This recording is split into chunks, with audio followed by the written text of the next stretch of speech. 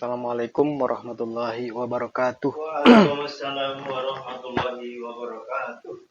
A'udzu billahi minasyaitonir rajim. Bismillahirrahmanirrahim. Pada kesempatan ini mari kita angkat satu ayat yang merupakan kalimat larangan ya. Tapi larangannya itu kepada pihak ketiga.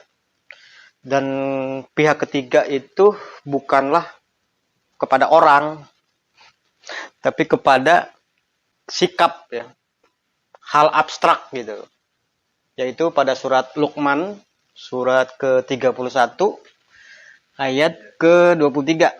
A'udzubillahi minasyaitonir rajim.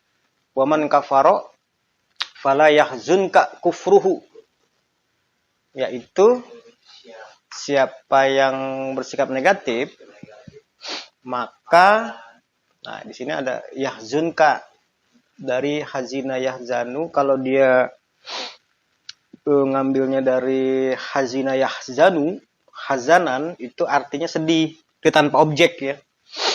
Tanpa objek. Kalau polanya fa'ila yaf'alu, fa'alan. Artinya hazina yahzanu hazanan, sedih atau gundah gulana. Tapi kalau hazana yahzunu huznan itu ada objeknya, membikin sedih atau membikin gundah gulana gitu. Dia kata dasarnya sama, huruf pokoknya sama, tapi polanya berbeda. Otomatis fungsinya dalam konteks kalimat dia jadi berbeda. Nah, yang ada di ayat ini adalah pakai fa'ala yaqulu, hazana yahzunu, ya kan? Ya dari sininya nih. Yahzunu. Berarti pakai hazana yahzunu. Saya mengatakan Quran make pola ini bukan berarti nanti bentuk berpikir kita ini Allah, ini kan firman Allah ya, perkataan Allah. Berarti Allah menyadap bahasa atau kamus ini. Jangan persepsi seperti itu. Kan banyak juga yang seperti itu. Dipakai oleh ayat, berarti Allah itu make bahasa pihak lain. Nangkep nggak maksudnya? Jangan persepsi begitu. Ya, secara hakikat, pada hakikatnya itu semua rumusan tata bahasa Arab, pola-pola, kaidah-kaidah itu muncul dari klasifikasi spesialisasi ayat-ayat Al-Quran. Jadi setelah ada proses pengelompokan dan penjerusan, timbullah berbagai teori-teori, kaidah-kaidah, hukum-hukum seperti itu. Cara kerjanya seperti itu. Makanya nanti ada disiplin nilai ilmunya dengan metodologinya, sistematikanya, analitikanya, objektivitasnya itu untuk menentukan rumus-rumus apa yang berlaku dalam Al-Quran gitu. Jadi untuk menampilkan rumus-rumusnya itu pakai disiplin nilai ilmu tadi. Begitu. Kadang kan saya juga dalam mau menjelaskan ini kan sering kendala ya. Kendala itu dalam praktisnya itu kita menurunkan ayat menjadi kamus-kamus, menjadi eksplorasi gitu kan. Nah, eksplorasinya itu pun didukung oleh kamus-kamus yang ada berlaku seperti setidaknya itu Munawir, kamus umum Al-Munawir atau Al-Munjid ya kalau internasional itu. Situ. Kadang kendalanya dalam hal menjelaskan bentuk berpikir kita atau bentuk berpikir si pelajar itu. Kayak seperti tadi kembali. Nah, pola yang dipakai di sini ya kan bahasa pola yang dipakai berarti Quran pakai ini dong berarti. Begitu jadi bisa ya penafsirannya, persepsi bisa begitu kan. Itu teknis aja ya. Teknis dalam menjelaskan kebutuhan supaya nilai-nilai yang terkandung dalam ayat itu keluar semua. Gitu. Tekniknya dengan alat bahasa ini yang bernama bahasa. Fala yahzunka kufruhu. Nah, teori lagi kan, teori pembentukan dari kata kerja fi'il mudhari. ya kan? Fi'il mudhari disukunkan akhir. Disukunkan akhir menjadi perintah atau larangan. Kalau dia pakai la, dia larangan. Kalau dia nggak pakai la, menjadi perintah, begitu. Tapi kepada pihak ketiga. Kalau di sini pakai la, ada sukun akhir, berarti larangan kepada siapa? Pihak ketiga, huwa ya. Huwanya kemana?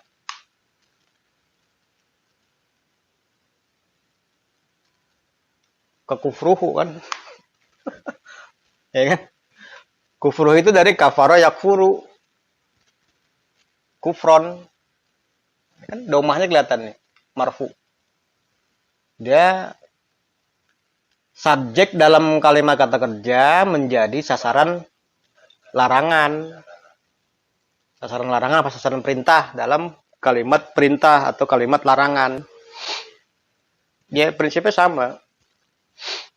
Subjek dengan sasaran perintah atau sasaran larangan tuh sama posisinya ya, posisinya.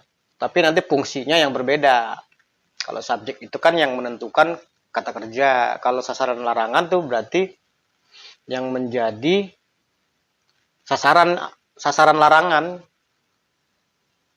Makanya tadi saya bilang di awal, yang dilarang ini bukan orang, tetapi kufruhu.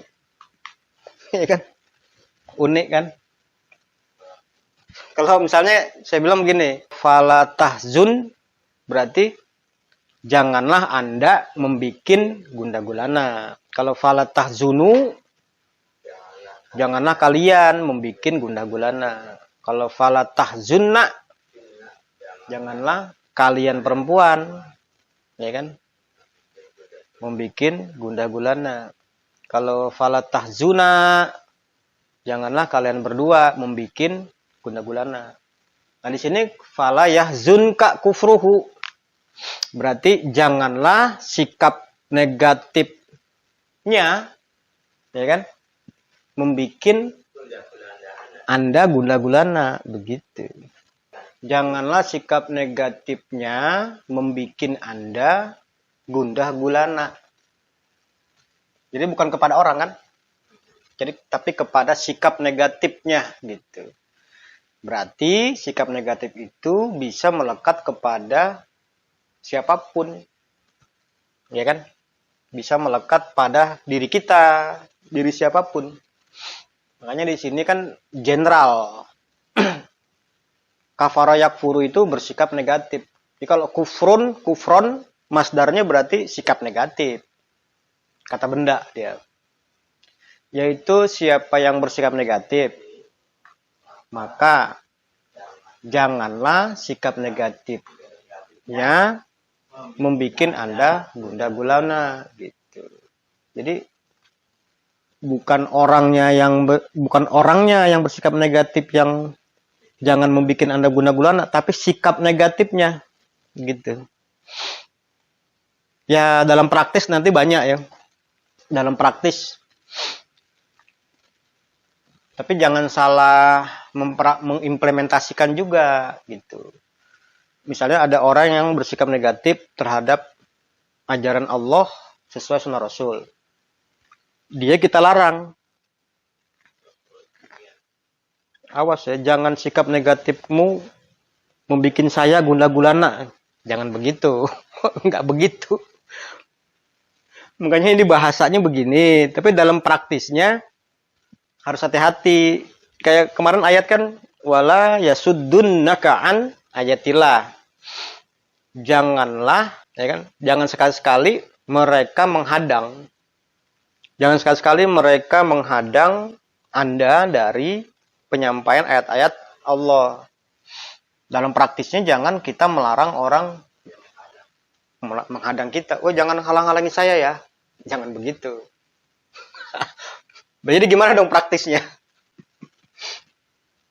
Lihat di ayat lain kan? Sebelum lihat di hadis tuh lihat di ayat lain dulu. Kayak misalnya wadzarni wal mukadzibina ulin na'mati wa mahilhum qalilan. Ya kan? Dengan memenuhi perintah warattilil Qur'an tartilan dari awal dulu ya. Qumil laila illa qalilan.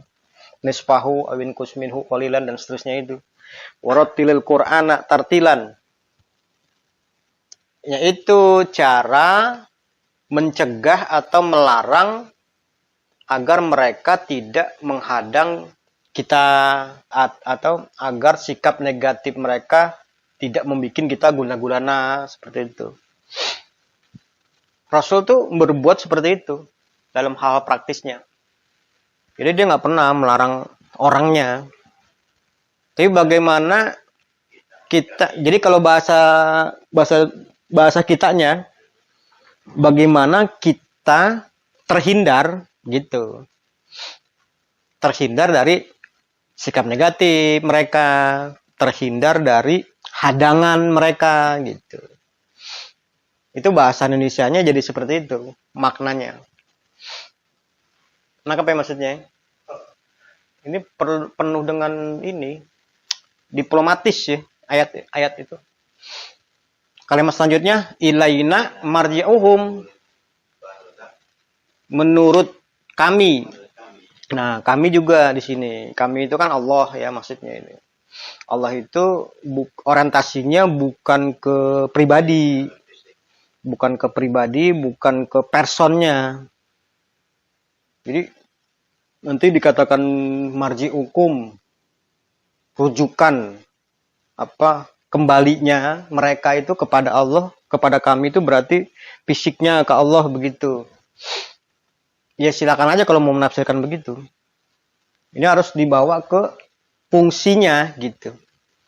Fungsi yang ada yang diberitahu oleh Allah dalam Al-Quran. Fungsi Allah itu apa aja? Asmaul Husna kan. Di surat Ar-Rahman itu kan Allamal insana ma'lam ya'lam. Alamal Quran ya.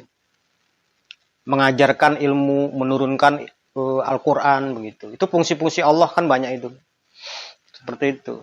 Jadi dengan Allah menurunkan Al-Quran, berarti Allah memfungsikan Al-Quran yang dipelajari oleh mukmin, sehingga nanti ini menjadi rujukan mereka. Gitu. Selanjutnya, ya kan, menurut kebijakan kami lah, atau menurut ajaran kami, rujukan mereka. Gitu. Ajaran itu kan kebijakan. Rujukan mereka ini gimana? Ke yang nur apa yang julumat? Humnya kemana tuh? Ya, rujukan mereka yang itu tetap menurut kebijakan Allah, rujukannya gitu. Kembali lagi kan sudah tadi saya jelaskan kan, kebijakan Allah itu menurunkan perintah wazarni wal mukadzibina ulin na'mati wa mahilhum qalilan. Itu kan kebijakan Allah. Biarin saja mereka itu menjadi urusanku. Ya. Kalian terus aja melakukan prosedur-prosedur yang sudah menjadi kebijakanku. Yang seperti tadi yang kita bahas tadi kan. Perintah bangun malam dan seterusnya, dakwah begitu. Itu kebijakan-kebijakan seperti itu yang menjadi rujukan mereka gitu. Walaupun mereka bersikap negatif, rujukannya itu kami, menurut kebijakan kami gitu. Nangkep nggak maksudnya? Mereka itu kan bersikap negatif, ingin menghadang penyampaian ayat-ayat Allah ke publik lah gitu, ke khalayak gitu. Kebijakan Allah ilaina apa? Ya wazarni, biarin gitu. Biarin itu urusan saya gitu. Kebijakan. Itulah rujukan mereka. Kembalinya mereka itu ke situ, merujuknya. Salah satunya ya. Fanunabbi'uhum. Jadi humnya itu hum yang sosial negatif atau hum yang Waman kafaro. Jadi orang kafaro tetap harus kepada orang-orang. Ini kan yang ngomong kan Allah ini. Menurut kebijakanku lah rujukan mereka. Mereka berbuat apapun. Nanti kan di kalimat selanjutnya ada nih. Bima amilu, mereka perihal apa yang mereka kerjakan kan. Mereka apa yang mereka perbuat itu tetap merujuknya ke kebijakan Allah gitu. Ya kan? Selanjutnya fanunabbi'uhum bima amilu, ya kan? Selanjutnya kami memberitakan, ini kan nabba'a yunabbi'u tanbi'an, memberitakan. Selanjutnya kami memberitakan mereka perihal apa yang mereka perbuat, begitu. Artinya perbuatan mereka tetap menurut kebijakan kami, gitu. Ya kalau ditelusuri apapun hasilnya itu sebenarnya sudah menjadi skenario atas pilihan masing-masing, tapi gitu. Atas pilihan julumat tentunya kalau dalam hal itu. Tetap kebijakan Allah. Nanti perang Timur Barat, kebijakan Allah bukan itu? Kebijakan Allah. Hancurnya peradaban yang batil, kebijakan Allah juga. Kebangkitan dinul Islam, kebijakan Allah juga. Semua kebijakan Allah. Begitu. Jadi bukan yang positif aja yang merupakan kebijakan Allah. Kan ada tuh statement juga dari ulama-ulama kan banyak itu. Keburukan pun Allah yang menciptakan. Gitu. Saya pernah dengar ada statement-statement dari ulama-ulama itu begitu. Yaitu memang begitu. Tapi kalau nalarnya nggak panjang, ngajinya setengah, jadi fitnah. Masa Allah menciptakan keburukan gitu. Itu kalau bukan Allah, manusia menciptakan keburukan. Kalau nggak dikasih ilmu pengetahuan, mana bisa orang berbuat jahat. Harus ada ilmunya dulu kan gitu. Selanjutnya kami memberitakan mereka perihal apa yang mereka perbuat. Sesungguhnya Allah dengan fungsi ajaran tadi ya, menuliskan Rasul, sesuatu Rasul adalah pembina kehidupan ilmiah. Bizatis sudur. Zatun ini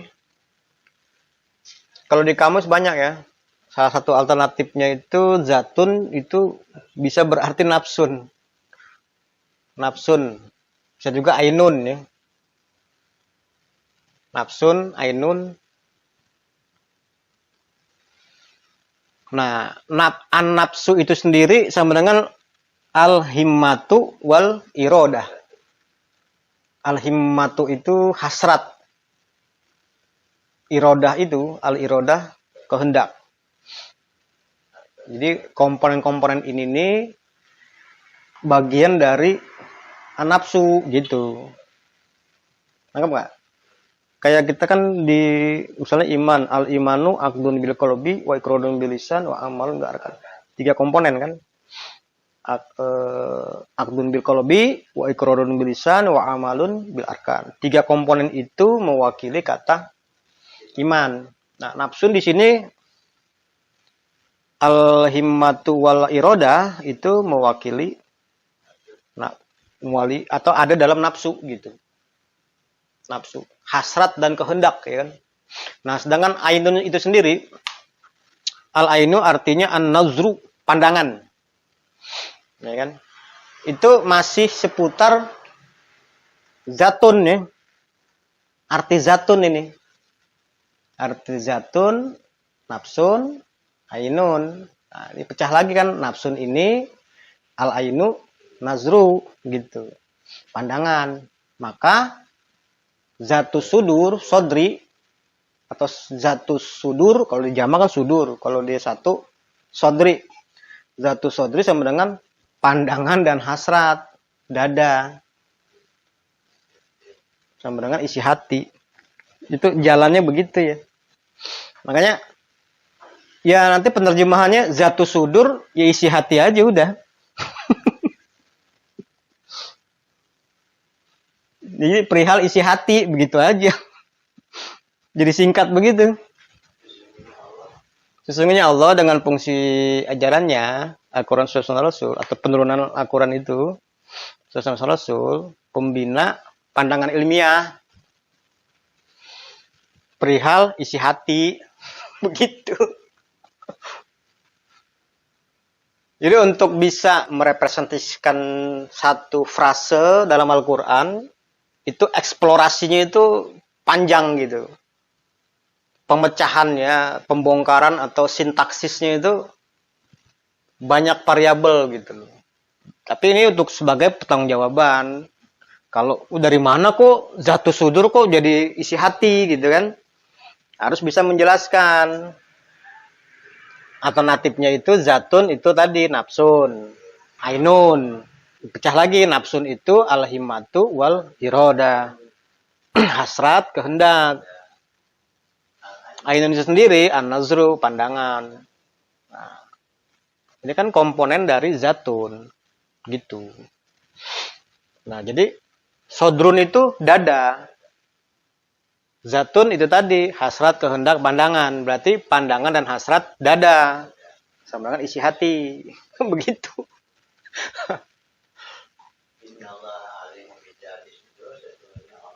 Ini kan musabah mubalaghah. Kalau merujuk kepada fungsi Allahnya berarti ada dalam penerimaan harus pakai pe ya. Pembangun, pembina, pembimbing, pembina gitu. Pembina kan dari alima ya alamu. 3 huruf pokoknya kan al, ain, lam, mim. Terkait dengan ilmu berarti kan pengetahuan, ilmu. Sedangkan fungsi Allah yang berarti pe dia, pengilmu.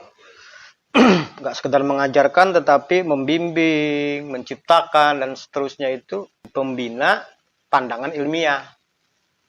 Perihal isi hati, udah begitu aja. Itu secara bahasa ya. Itu baru secara bahasa loh itu. Belum tafsir. Kenapa kok itu secara bahasa?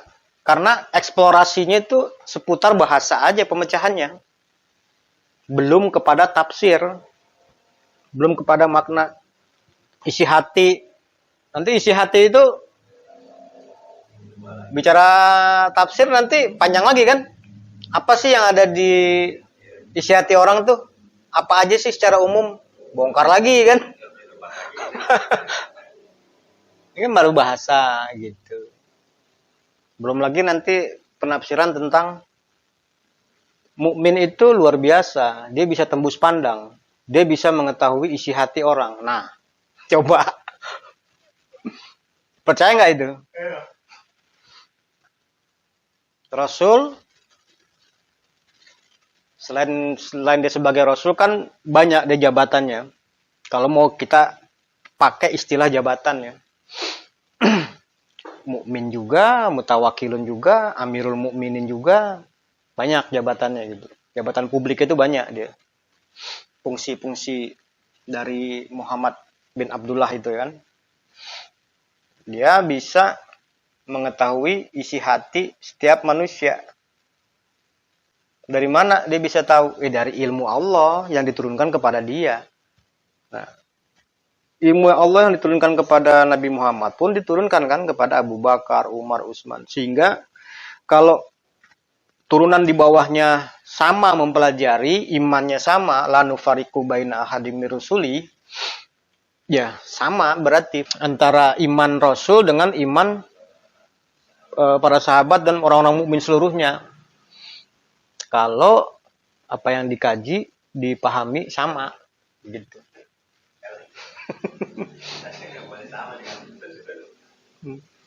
Sementara kita nggak boleh sama kan?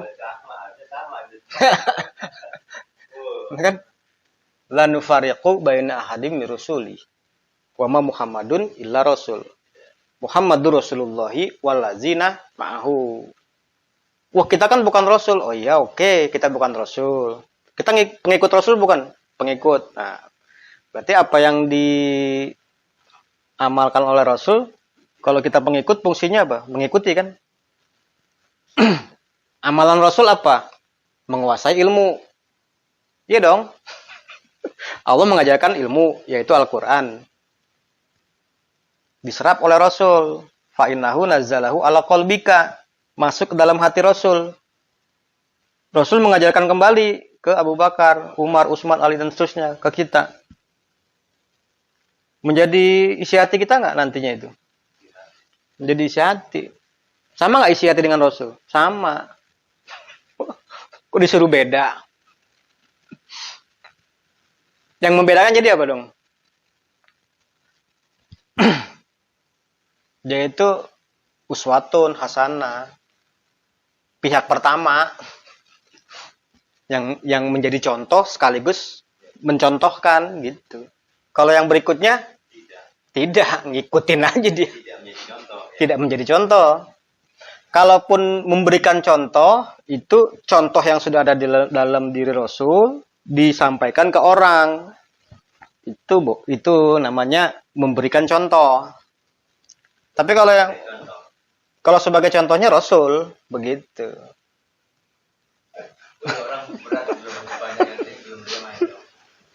Iya, itu aja yang membedakan. Tapi kalau iman sama. Iman Rasul dengan iman mukmin sama, karena sama-sama berisi hati Al-Quran, ilmu Allah, begitu. Kalau tanya membedakannya itu aja, contoh. Kalau contoh itu nggak boleh dua, dia harus satu. Kalau ada dua contoh yang sama, berarti yang satu ngikutin, bukan contoh namanya. Itu kandungan dari uswatun hasanah ya. Termasuk juga setan. Rasul juga dia, tapi contoh yang buruk, begitu. Kalau contoh yang uswatun hasanah, yang hasanah itu Muhammad, Rasulullah. Alam taro anna arsalnas syayatina alal kafirina. Ya, kalau yang contoh yang buruk, setan itu ke alal kafirina. Menjadi contoh kepada mereka. Panjang lagi nanti itu. Itu pun kalau mereka mau menjadikan setan itu sebagai rasul, contoh, suroka, dan seterusnya. Kalau mereka nggak mau, konsekuensinya apa kalau nggak mau? Harus apa? Mukhlisin. Karena kan kata setan, kola Robbi bima agwaitani la uzayyinanna lahum fil ardi wala ugwiyanahum ajmain illa ibadaka minhumul mukhlasin. Jadi kalau kita ditanya, mau nggak membikin setan menjadi contoh teladan yang buruk bagi kita? Membikin setan menjadi contoh kita dalam berbuat. Kalau nggak mau, berarti konsekuensinya apa? Harus mukhlisin.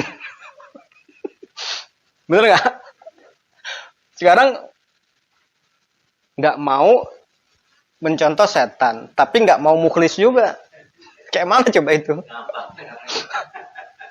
Itu manusia jadi-jadian namanya itu.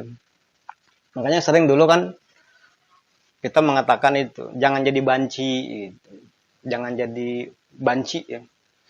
Jangan setengah-setengah gitu.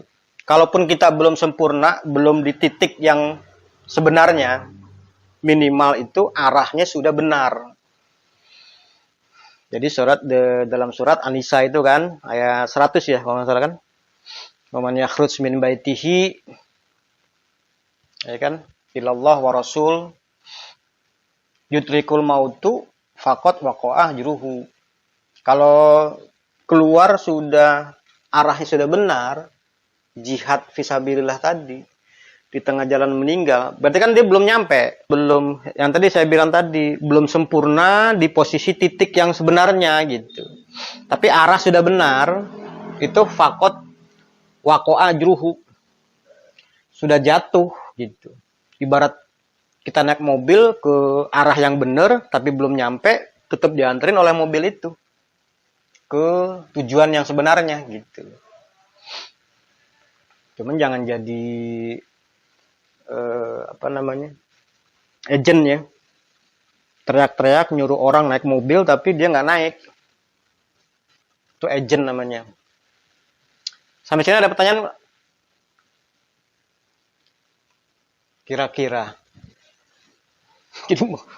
kita tinggal nanti begini aja, kalau kita sudah tahu secara global ya, secara global isi Al-Quran yang sebenarnya. Tinggal kita mencari rinciannya aja. Rinciannya di fakta-fakta yang ada itu pasti dicakup oleh ayat-ayat yang sudah kita pelajari gitu. Makanya jangan salah menempatkan aja, jangan salah melihat maksudnya. Yang hak, batil, baik, buruk, letak buruknya di mana, letak baiknya di mana, itu kan ya kayak sekarang kan banyak orang-orang yang kelihatannya baik tetapi mesti dilihat niatnya gitu. Bisa nggak kita ngeliat niat orang? Bisa nggak? Seluruh dunia kan bilang nggak bisa ya. Ya ini isi hati termasuk niat, kehendak, hasrat, pandangan. Kalau pandangan masih kelihatan kan, masih bisa diucap dengan kata-kata itu pandangan saya misalnya gitu. Kalau kehendak, hasrat itu udah kan nafs bermainnya di situ, nafsu, hawa nafsu, kehendak, hasrat gitu. Itu bisa nggak kita lihat? Bisa. Kalau kita ada ayat-ayatnya dalam hati kita, bisa menilai gitu ya. Bisa menilai orang ini niatnya apa gitu.